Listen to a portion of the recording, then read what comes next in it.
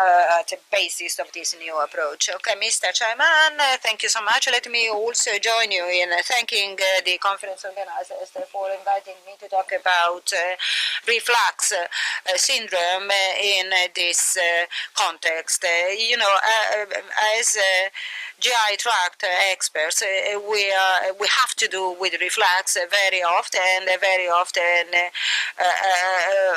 we do not go beyond the oral pharyngeal area or district or region, whereas I think that we should also consider other regions of the body. So the reflux disease, I've been asked to make an overview of the present knowledge. So we talk about gastroesophageal reflux syndrome every time the reflux of the material present in the esophagus becomes symptomatic and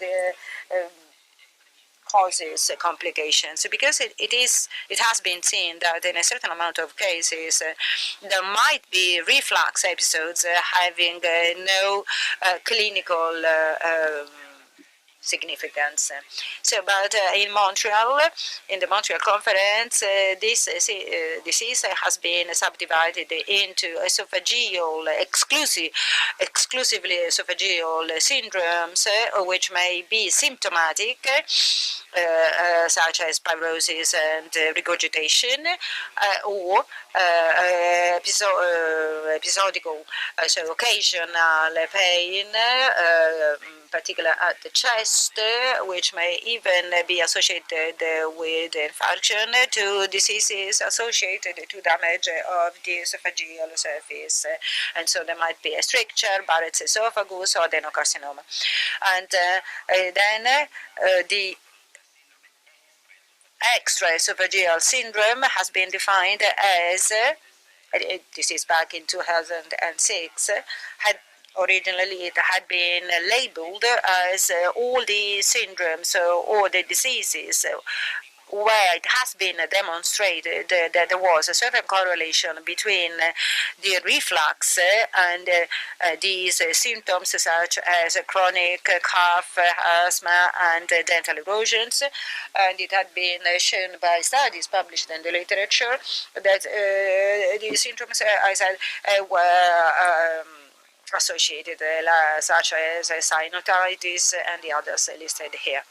So some time has passed by, and there has been an update. It has been demonstrated that there can be a relationship between, or correlation between reflux and possible diseases, not only the ones that had been originally assumed, such as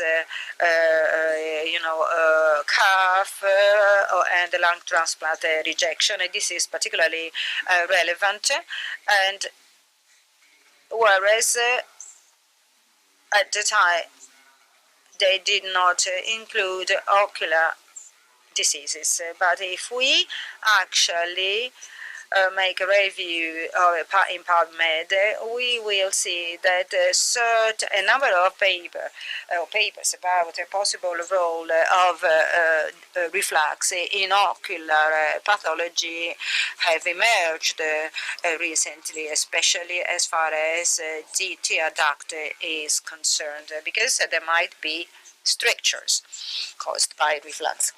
We will see it in greater details later on. So this is a widely spread disease, especially in Western countries. So you may see here the population suffering from reflux in various parts of the world. As to the extraphageal syndromes, there are two theories, the reflux theory and the reflex theory. Reflux has to do with the fact that the coming of gastric material into the airways, since the airways are particularly prone to damage from the reflux of gastric material, since they aren't equipped with any protection, unlike the esophagus. And so this might be particularly damaging, not only in because of the acidic nature of the reflux, and these may cause lesions of the tight junctions when the material passes by, but also trypsin, which is yet another substance which is produced by the stomach and releasing an acidic pH, may be reactivated in the mucosa of the airways when tissue microenvironments emerge that have a low pH value and therefore are prone to the action by trypsin. But also bile on animal tests has been demonstrated to be possibly damaging of the airways. So there are polymorphous symptoms common or shared by other pathologies, but the only symptoms that may guide us are the heartburn and regurgitation. And so patients showing these symptoms should make us think immediately of a possible reflux disease. So when we are confronted with patients showing these symptoms for which you can find no other justification or cause, with a closer look at the symptoms reported by patients, you may get to this diagnosis. And as we saw in the classification in Montreal, most such diseases set on in the absence of the esophageal mucosa. So gastro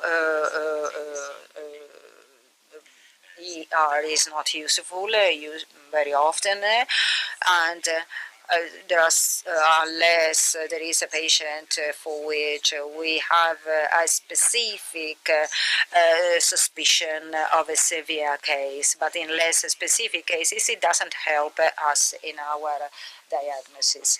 And more recently we had at our disposal such a test, that is the pH impedance monitoring, that has been approved by Food and Drug Administration 16 years ago, and this has partially changed our approach. So whereas in the past we only evaluated the presence of acids in the esophagus, now we can measure the impedance of the material transiting or passing through the esophagus, and you know that different materials have different impedance values. So in this way we may label or identify the reflux, not only in terms of the presence or absence of